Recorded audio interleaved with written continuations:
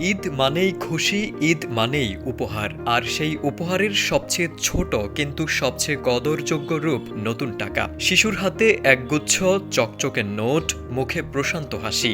এই দৃশ্য বাঙালির ঈদ স্মৃতির অংশ। কিন্তু গেল বছর এই হাসি ফিকে গিয়েছিল। নতুন নোট ছাড়েনি বাংলাদেশ ব্যাংক, কারণ নোটে ছিল বঙ্গবন্ধুর ছবি। পরে জানা গেল রাজনৈতিক সিদ্ধান্তেই সেই নোট থেমেছিল ব্যাংকের ভোল্টে।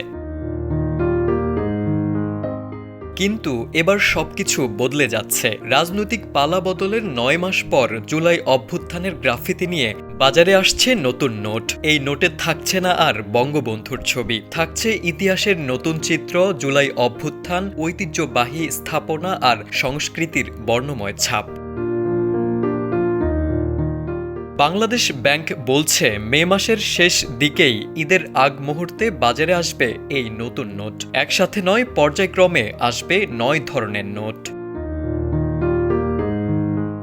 তবে প্রশ্ন থেকে যাচ্ছে, তাহলে পুরনো সেই বঙ্গবন্ধুর ছবিযুক্ত বিপুল সংখ্যক নোটের ভবিষ্যৎ কি? বাংলাদেশ ব্যাংক নিশ্চিত করেছে এই নোটগুলো এখনো বৈধ, মানে লেনদেন করা যাবে।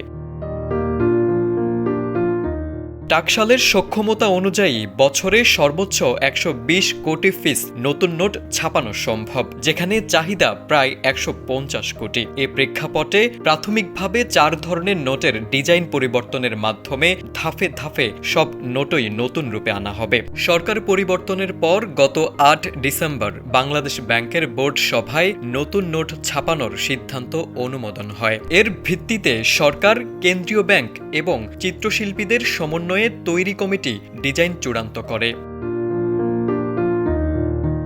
তারেক আজিজ, সময়ের আলো।